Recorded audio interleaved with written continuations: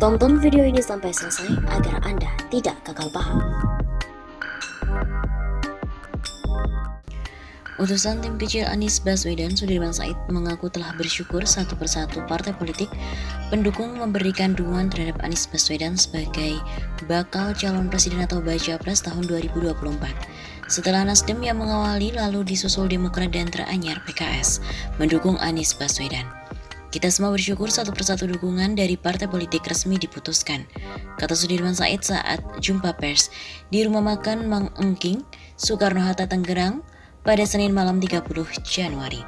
Menurut Sudirman, dukungan kepada Anies Baswedan sebagai wujud kepercayaan besar demi hadirnya perubahan yang dinantikan oleh banyak orang.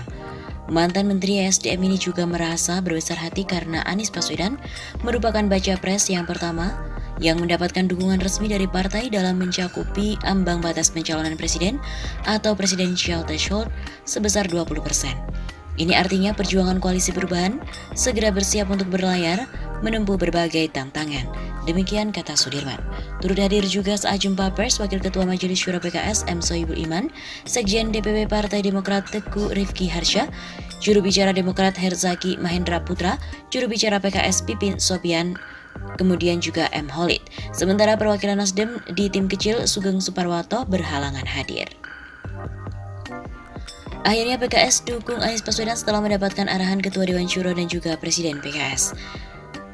PKS secara resmi mendeklarasikan untuk mendukung Anies Baswedan sebagai Capres 2024. Deklarasi itu disampaikan langsung oleh Wakil Ketua Majelis Syuro PKS Muhammad Sohibul Iman.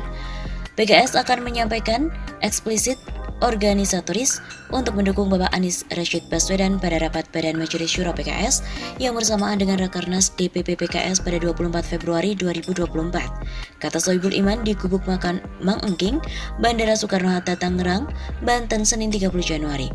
Diketahui Sohibul Iman baru datang dari Turki setelah bertemu dan juga mendapatkan arahan dari Ketua Majelis Syuro PKS Salim Segaf Al-Jufri. Deklarasi itu juga didampingi oleh Jubir PKS Muhammad Holid, Jubir PKS Pipin Sopian, Ketua DPP Al-Muzamil Yusuf, Sekjen Partai Demokrat Teguh Rifki Harsha, Kepala Bakomstra Herzaki Mahendra Putra, dan juga Sudirman Said selaku perwakilan Anies Baswedan. Sementara dari Partai Nasdem yang dijadwalkan hadir yakni Ketua DPP Sugeng Suparwoto maupun Wakil Ketua DPP Willy Aditya berhalangan hadir. Partai Demokrat mendeklarasikan dukungan Anies sebagai capres sebelumnya, yaitu Ketua Umum Partai Demokrat AHY yang telah mendeklarasikan dukungannya terhadap Anies Baswedan sebagai Capres 2024.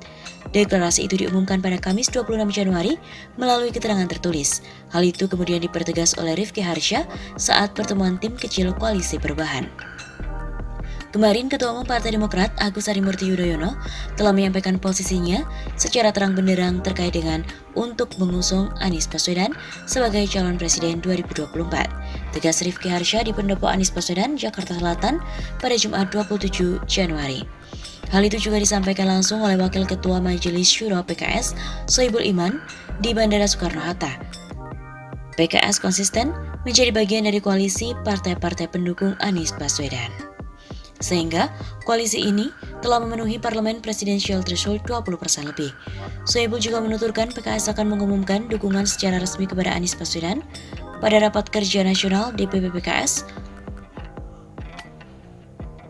pada 24 Februari 2023. Meskipun demikian tidak menutup kemungkinan akan terjadi percepatan sesuai dengan dinamika politik yang berkembang, terutama setelah Ketua Dewan Majelis Syuro Salim Segaf Al-Jufri dan juga Presiden PKS kembali ke tanah air.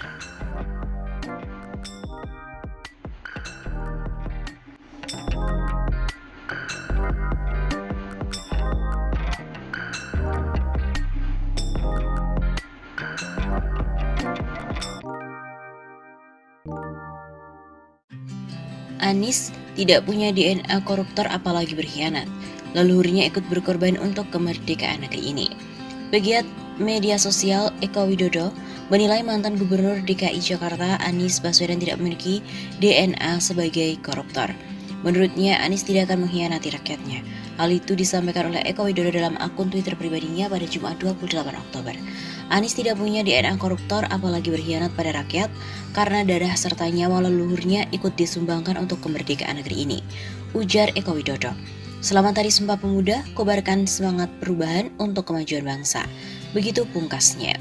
Sebelumnya, Saiful Mujani Research and Consulting kembali mengeluarkan rilisnya terkait dengan serba-serbi perhitungan kontestasi pemilu tahun 2024. Kali ini, SMRC merilis hasil surveinya berkaitan dengan tingkat pendidikan pemilih kandidat Capres.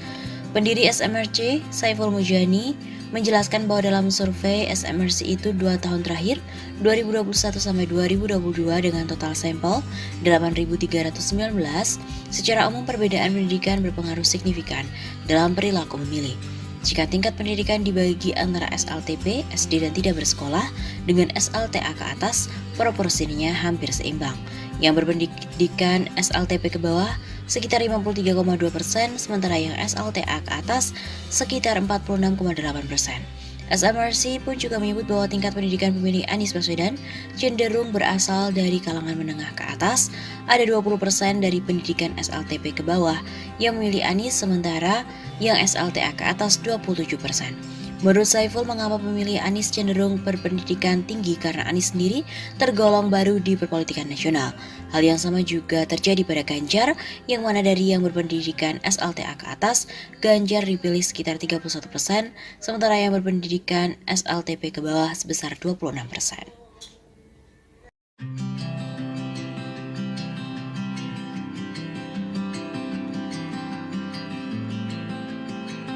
Jadi tujuan kami tadi silaturahmi, kemudian sholat Jumat sama-sama di sini.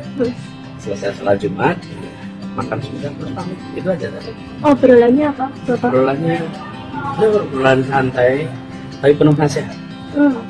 Penuh dengan hikmah tadi. Ya, biar gila. Belajar orang gila ya. Boleh diceritakan? Tidak ada yang khusus, obrolan santai, obrolan bebas. Ada yang disampaikan dari Bapak ke Anies? Ada ya, hikmah semua. Mengenai apa? Itu aja. Udah, obrolan dalam kok itu. Ada obrolan bercapresan nggak, Pak? Nggak ada, cuman saya senang nih pulang dapat ini.